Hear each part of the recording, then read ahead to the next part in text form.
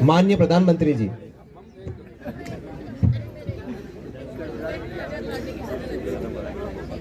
नीलो घोड़ो सोवणो, मोतियां जड़ी लगाम, मोतियां जड़ी लगाम, माले शरीरा देव ने झुक झुक करूं मैं प्रणाम।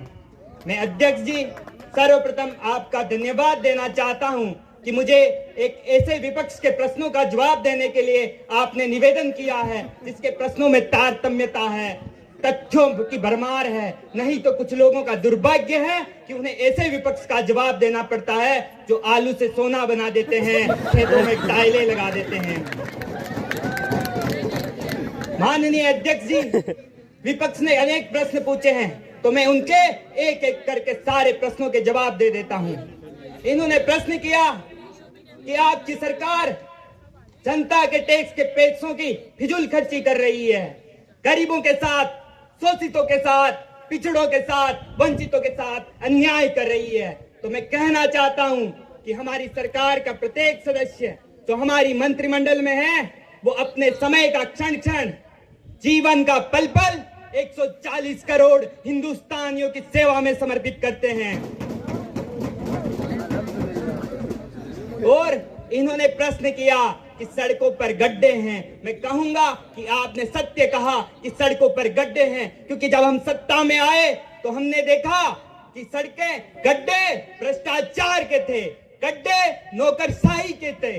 मैंने अपनी पहली कैबिनेट मीटिंग में मंत्रियों को, प्रशासनिक अधिकारियों को स्पष्ट शब्दों में कठोर संदेश दिया कि भ्रष्टाचार छोड़ दे या अपने बोरिया बिस्तर बांध करके भारत छोड़ने की तैयारी कर ले, क्योंकि यदि आप भ्रष्टाचार नहीं छोड़ेंगे तो मेरे सुशासन का डंडा चलेगा और जिन जिन पर डंडा चला है वो आज चलने लायक नहीं बचे हैं।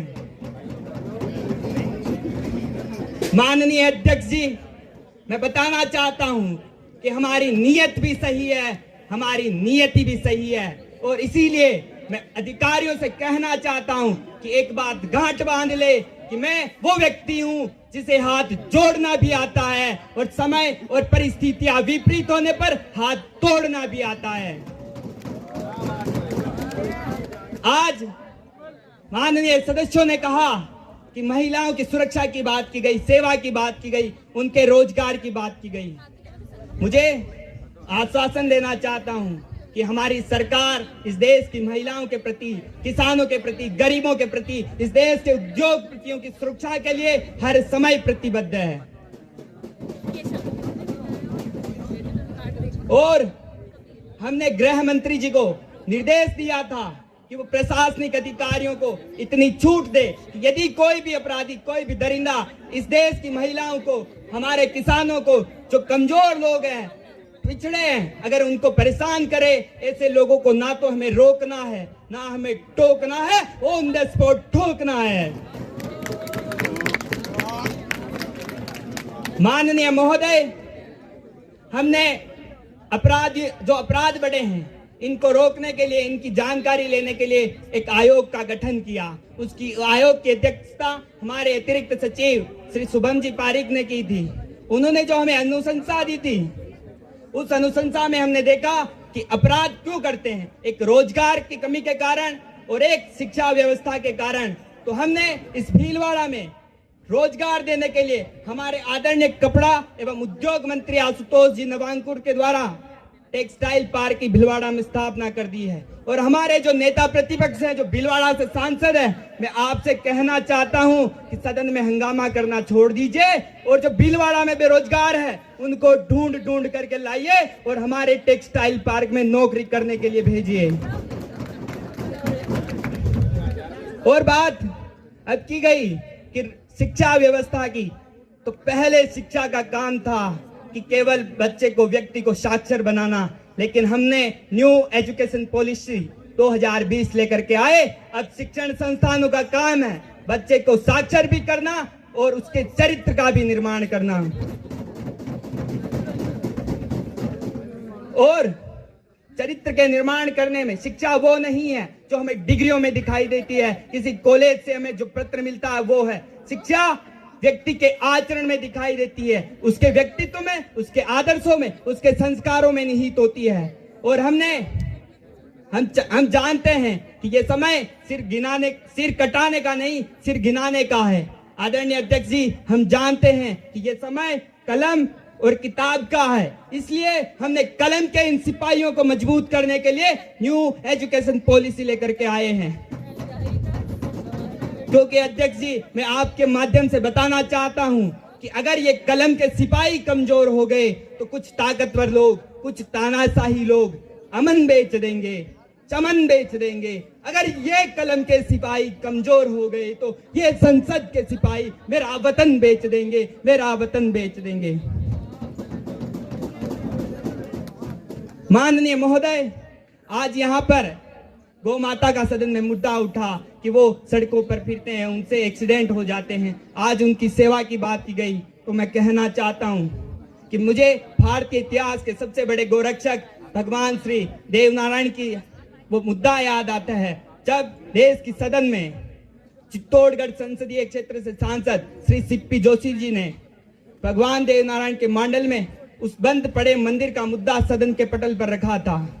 तो मैं देव भक्तों से यही कहना चाहता हूं कि यदि मंदिर चाहते हैं तो देखिए, भूमि पूजन करना पड़ता है और भूमि पूजन के लिए जगह का समतल होना जरूरी है और वो जगह नुकीली है। अगर मंदिर बनाना है तो पहले उसे समतल करिए और जब जमीन समतल हो जाए तो न्यायालय में याचिका लगाइए और उसके बाद सारा उत्तरदायित्व आपके इस प्रधान सेवक पर छोड़ दीजिए, जैसे अयोध्या जी में छोड़ा था।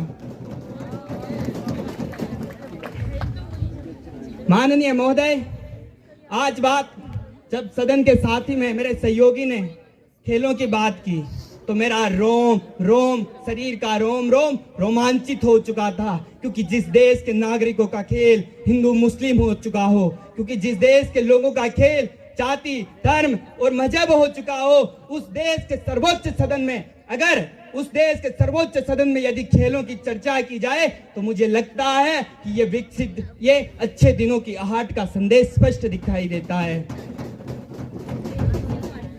माननीय महोदय, अब मैं कहना चाहता हूं,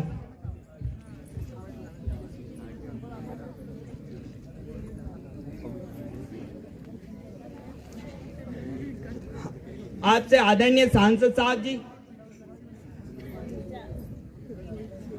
हाँ, और आपने आजकल ये तो सुना ही होगा कि मतलब सदन में जितने भी मुद्दे उठाए हैं, मैं सभी सांसदों से ये वादा करता हूं कि आपने जो मुद्दे, अपनी क्षेत्र की समस्याएं यहाँ रखी है वो पूरी कर दी जाएगी।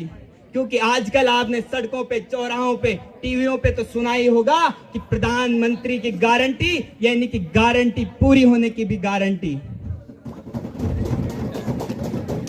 लेकिन मैं आपको बता देता हूं कि इस देश में गारंटी युग की शुरुआत दिल्ली के सेवक अरविंद केजरीवाल ने की थी।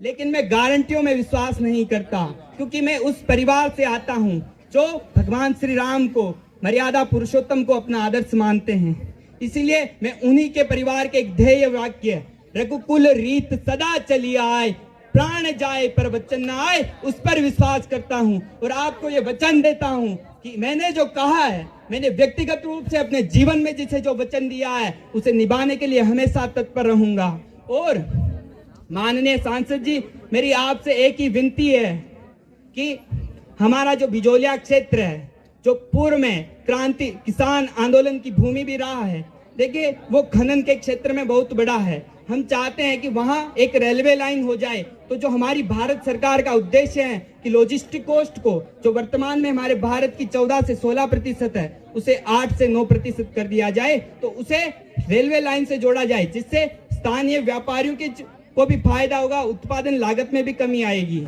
और मैं दूसरा निवेदन मेरे गांव के लिए है, जहां से मैं आया हूं, खटवाड़ा से, वो मांडलगढ़ में ही है सर।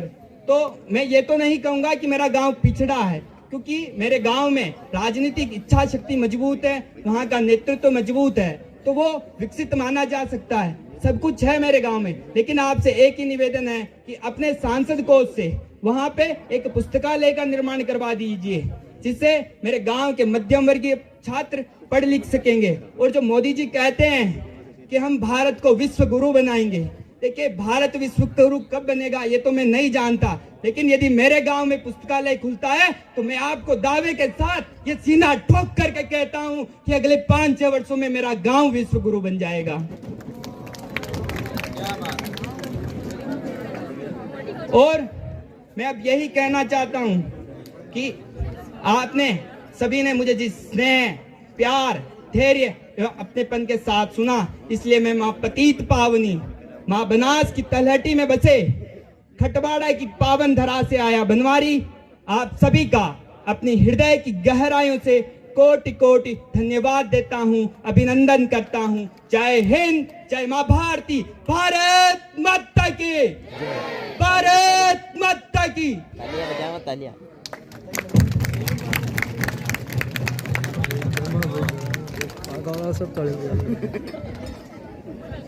आप सभी का हमारे छोटी सी कोशिश को इतने ध्यान से सुनने और देखने के लिए आपका धन्यवाद।